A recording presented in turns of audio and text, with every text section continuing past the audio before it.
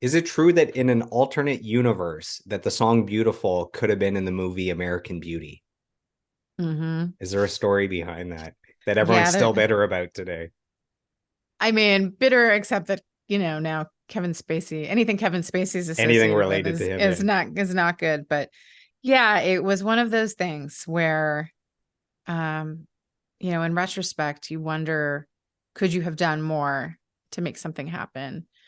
Basically, the record company got something sent to them. It was, I think, a trailer for a movie that was eventually to be American Beauty.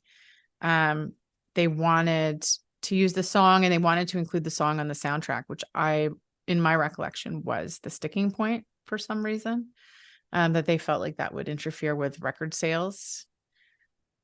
And so they turned it down. And we later learned that it was American Beauty and then went on to win like 7 Oscars. And they apologized to us for that.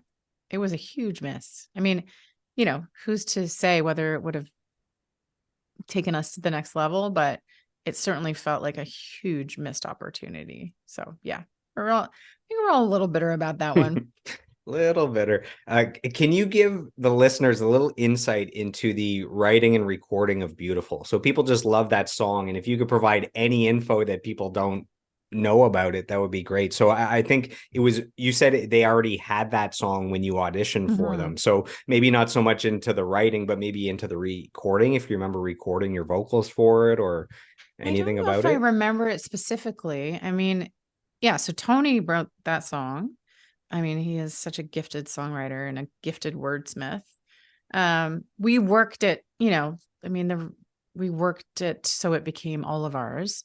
Um, I remember, so we made that album at a place called Longview Farms in Massachusetts. It was an old converted barn and farmhouse, like with a amazing history. Like lots of bands have recorded there. Aerosmith, the Stones rehearsed there. Um, it was haunted for sure, but just a magical, magical spot. And I don't remember specifically recording that. Um, but I remember that the first version we did, the when for anybody who knows the song, the chorus is kind of more bombastic, I guess, than there's like a distorted vocal.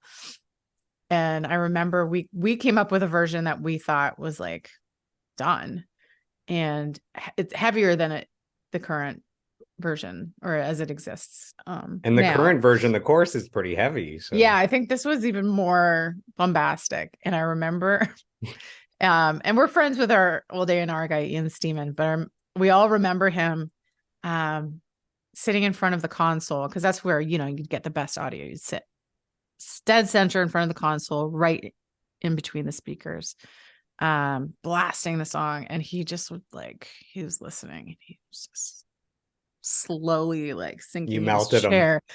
And he was, yeah, we're like, oh God, that's not that's not a good sign. So we had to kind of go back at it. But the whole experience of recording that album was really magical. Our producer Ron St. Germain is like a really special human, and we recorded on um you know uh on tape. So sorry. So it's all spliced with a razor blade and just done with like so much care, you know. And it was just a beautiful, beautiful scene. It was a great experience.